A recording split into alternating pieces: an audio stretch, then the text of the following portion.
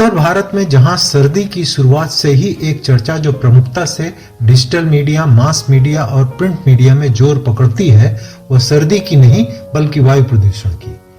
यूं तो हम सभी जाने अनजाने में धूल, वाहनों द्वारा छोड़े गए प्रदूषण, प्रदूषित गैसों या फिर कंस्ट्रक्शन मटेरियल के द्वारा फैलाए प्रदूषण को लेने के आदी हो चुके हैं और जिसका असर हमारे स्वास्थ्य पर समय समय पर पड़ता रहता है और हम इस पर कंप्रोमाइज भी करते रहते हैं, क्योंकि जब तक हमारी सांसें सुचारू रूप से चलती रहती हैं, शायद हमें इस बात का अंदाजा ही नहीं होता कि वायु प्रदूषण का जहर कितना खतरनाक है। परंतु जब यही प्रदूषण मापदंडों की सारी सीमाएं लांघ जाता है और उसके कारण हम सांस ही नहीं ले पाते, तो कैसी बेचैनी और घबराहट का एहसास होता है, इससे हम और आप भली भांति परिचित हैं। दोस्तों, PMA एजुकेशन हब में आपका स्वागत है।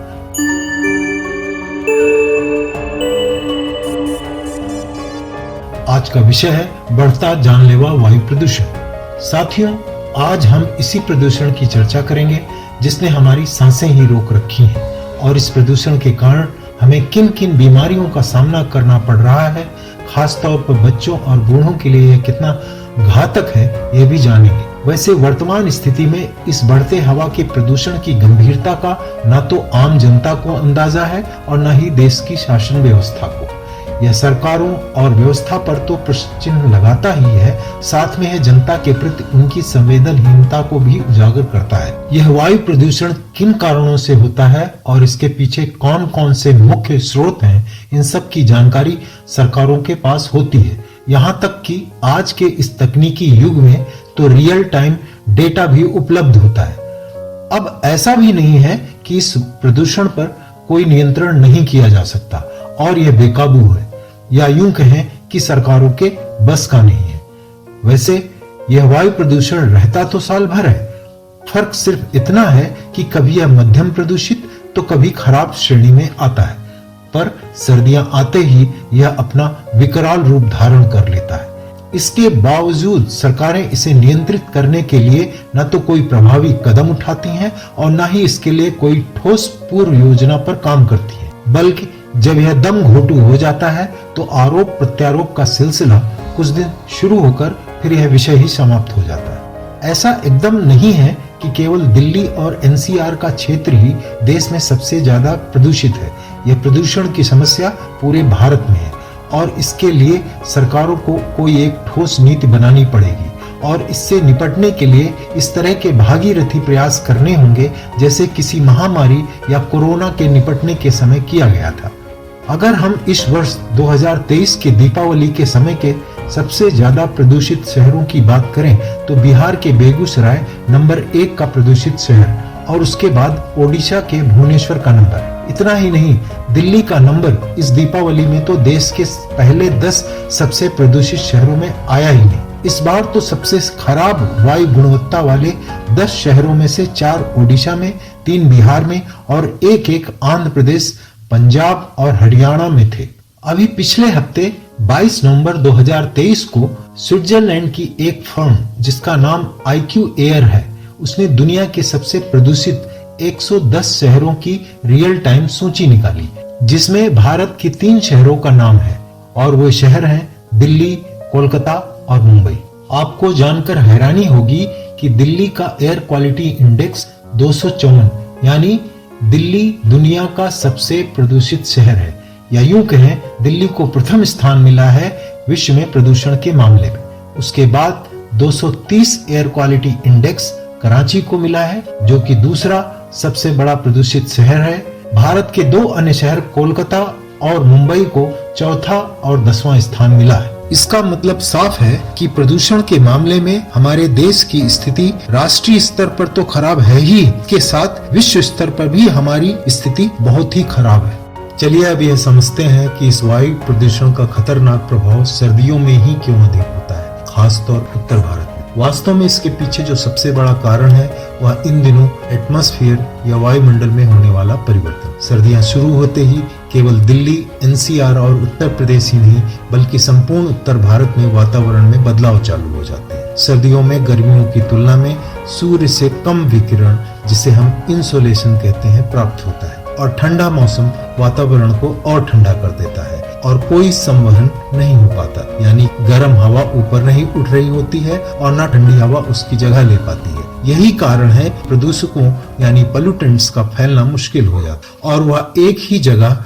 वातावरण में लंबे समय के लिए बने रहते हैं। क्योंकि उत्तर भारत भूमि से घिरा हुआ है और समुद्र से कोई व्यापारिक हवाएं, जिन्हें हम ट्रेड विंड्स कहते हैं, नहीं आती। इस कारण से शहरों में प्रदूषित हवा बाहर नहीं जा पाती। वैसे तो सर्दियों में इस वायु प्रदूषण का असर तो पूरे उत्तर भारत में रहता है, पर इसका असर दिल्ली, एनसीआर और उत्तर प्रदेश के कई हिस्सों में कुछ अन्य कारणों से भी, जैसे वाहनों और इंडस्ट्री का प्रदूषण, इसमें इजाफा कर देता है। साथ ही सर्दियों के मौसम में स्टबल बर्निंग या पराली जलाने और दीपावली के दौरान पटाखे जलाने से प्रदूषण की समस्या में और बढ़ोतरी हो जाती है। वहीं अगर हम पूर्वी और दक्षिणी भारत की बात करें तो इसके उलट वहाँ सर्दियों में वायु प्रदूषण की समस्या नहीं होती, क्योंकि सर्दियों में दक्षिणी और पूर्वी भारत में व्यापारिक हवाएं या ट्रेड विंड्स प्रदूषित हवा को शहरों से बाहर ले जाने में मदद करती है। इसके अलावा दक्षिणी राज्यों में उत्तरी राज्यों के विपरीत फसल अवशेष का जलाना कम होता है, क्योंकि गरीब किसान विभिन्न उपयोगों के लिए पराली को इकट्ठा करते हैं, जिनका प्रयोग जानवरों के लिए बिस्तर, मवेशियों के लिए चारा, छत के लिए छप्पर, मशरूम की खेती आदि के लिए बहुतायत में प्रयोग होता है। यह जानने का प्रयास करते हैं कि वायु प्रदूषण में कौन कौन से प्रदूषक होते हैं। वायु प्रदूषण में जो पोल्यूटेंट्स या प्रदूषक होते हैं वह मुख्यतः इनके सोर्स पर निर्भर करते हैं। जैसे वाहनों से होने वाले प्रदूषणों में कार्बन मोनोऑक्साइड, विभिन्न प्रकार के नाइट्रोजन ऑक्साइड जिन्हें हम NOx या नॉक्स कहते हैं। इसके अलावा फोटोकेमिकल ऑक्सीडेंट्स जिनमें benzene, aldehyde, lead, sulphur dioxide और पॉलीसाइक्लिक एरोमेटिक हाइड्रोकार्बन तथा पार्टिकुलेट मैटर आते हैं। वहीं दूसरी ओर इंडस्ट्री से छोड़े गए प्रदूषकों में भी वाहनों द्वारा छोड़े गए प्रदूषकों की तरह carbon monoxide, sulphur dioxide, lead और नाइट्रोजन ऑक्साइड यानी नॉक्स तो हवा में छोड़े ही जाते हैं। साथ में ozone, methane, asbestos, benzene, volatile organic compound और घातक डाइऑक्सिन जैसे प्रदूषक भी शामिल होते हैं। और इनके साथ ही जिन उद्योगों में कोयले का प्रयोग होता है वहां पर फ्लाई ऐश नाम का भी प्रदूषक वातावरण में उत्सर्जित होता है। यह तो रहे वह वायु प्रदूषक जिनके बारे में हम अधिकतर सुनते रहते हैं या यूं कहें कि इनकी बात अधिकतर होती है, पर इसके साथ में कण प्रदूषक जिनको हम पार्टिकुलेट मैटर भी कहते हैं, उनका भी हवा की गुणवत्ता को खराब करने में काफी अधिक योगदान है और स्वास्थ्य पर भी गंभीर प्रभाव डालते हैं। कण प्रदूषण हवा में मौजूद ठोस या तरल पदार्थों के कणों, छोटे टुकड़ों से बना होता है। इन कणों में शामिल हो सकते हैं धूल के कण,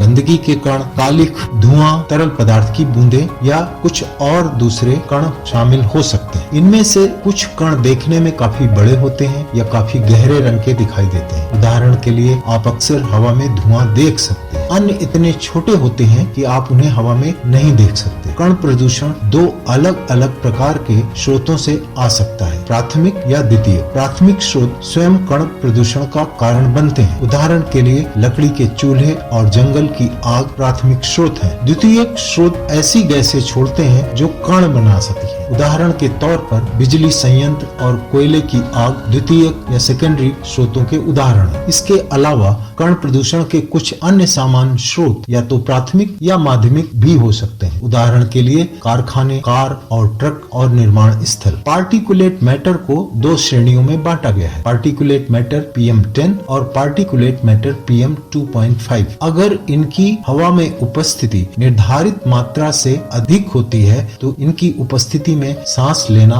आपके स्वास्थ्य के लिए हानिकारक हो सकता है। PM10 मोटे या बड़े कणों को कहा जाता है, जो वह धूल के कण हैं जो सड़कों, खेतों, सूखी नदी तलों, निर्माण स्थलों और खदानों से निकलते हैं। PM10 आपकी आंखों, नाक और गले में जलन पैदा कर सकते हैं। वहीं महीन छोटे कण जिन्हें PM2.5 कहा जाता है अधिक खतरनाक होते हैं, क्योंकि वे आपके फेफड़ों के गहरे हिस्सों में या यहाँ तक कि आपके रक्त में भी जा सकते हैं। अगर आप सर्जिकल मास्क भी पहने हैं तो उनसे भी इन कणों को नहीं रोका जा सकता। प्रदूषित हवा में सांस लेने से प्रदूषित हवा के अल्पकालिक और दीर्घकालिक संपर्क से आपका जीवन छोटा हो सकता है और समय से पहले मृत्यु हो सकती है। ओजोन और कण प्रदूषण में सांस लेने से अस्थमा के दौरे बढ़ सकते हैं। वायु प्रदूषण के कारण हृदय संबंधी रोग जैसे दिल का दौरा और स्ट्रोक दोनों का खतरा बढ़ सकता है। पार्टिकुलेट मैटर फेफड़ों के कैंसर का कारण बन सकता है, जो कैंसर संबंधित मृत्यु का प्रमुख कारण है। वायु प्रदूषण से विशेषकर बच्चों में फेफड़ों के इन्फेक्शन का खतरा बढ़ जाता है। फेफड़ों में हवा की थैलियों में सूजन आ जाती है और लंबे समय से सांस की नली में सूजन रहने के कारण क्रॉनिक ब्रोंकाइटिस का खतरा भी बढ़ जाता है। इसके साथ फेफड़ों के टिश्यू में सूजन और जलन भी हो सकती है। अगर कोई पुरानी फेफड़ों की बीमारियों से पीड़ित है तो यह वायु प्रदूषण का प्रभाव विशेष रूप से हानिकारक हो सकता है। वायु प्रदूषण के कारण शिशु मृत्यु दर बढ़ रही है। साथ में यह भी देखा जा रहा है कि जन्म के समय शिशु का वजन कम हो रहा है। उद्योगों द्वारा छोड़े गए डाइऑक्सिन इतने अधिक विषैले होते हैं कि कैंसर और प्रजनन क्षमता, जिसे हम फर्टिलिटी कहते हैं, इसको भी हानि पहुंचा सकते हैं। इतना ही नहीं, ये आपके हार्मोन में भी इंटरफेयर कर सकते हैं, यानी कि आपके हार्मोन में बदलाव ला सकते हैं। स्वस्थ रहें। आशा करता हूँ आपको यह जानकारी अच्छी लगी होगी। कमेंट करके बताएं। इस तरह की जानकारी के लिए इस चैनल को लाइक करें, सब्सक्राइब करें और शेयर करें। धन्यवाद। जय भारत, वंदे मातरम।